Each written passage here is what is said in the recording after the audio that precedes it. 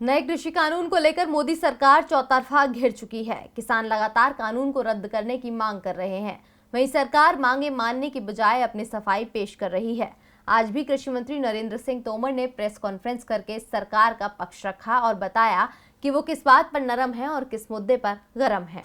नए कृषि कानून को लेकर बातचीत पर बातचीत, सुझाव पर सुझाव, बहानों पर बहाने। पिछले 15 दिनों से मोदी सरकार यही कर रही है। किसानों की बात समझने के बजाय वो तो उल्टा अपनी सफाई पेश कर रही है।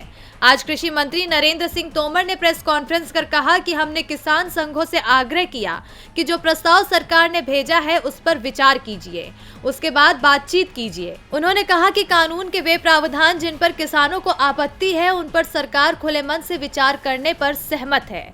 कुछ लोगों ने यह भी कहा कि कानून वैध नहीं है, इस कानून से एमएसपी कहीं से भी प्रभावित नहीं होती है। हम लोगों ने प्रस्ताव दिया कि राज्य सरकार निजी मंडियों की व्यवस्था भी लागू कर सकती है। हमारे एक्ट में ये था कि पैन कार्ड से ही खरीद हो सकेगी। पैन कार्ड से खरीदी को लेकर किसानों के आशंका के समाधान के लिए भी हम राजी हैं।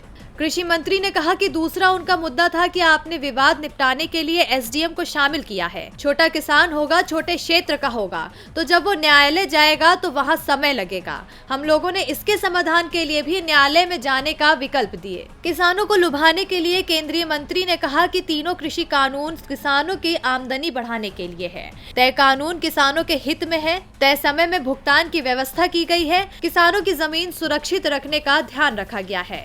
नए कृषि कानून किसानों के हित में है। मंडी से बाहर जाकर भी किसानों को छूट दी गई। सरकार ने साफ कर दिया है कि वो संशोधन को तो तैयार है लेकिन बिल वापस नहीं लेगी। अब सरकार ने तो अपनी सफाई दे दी है लेकिन किसान पीछे हटने को तैयार नहीं है।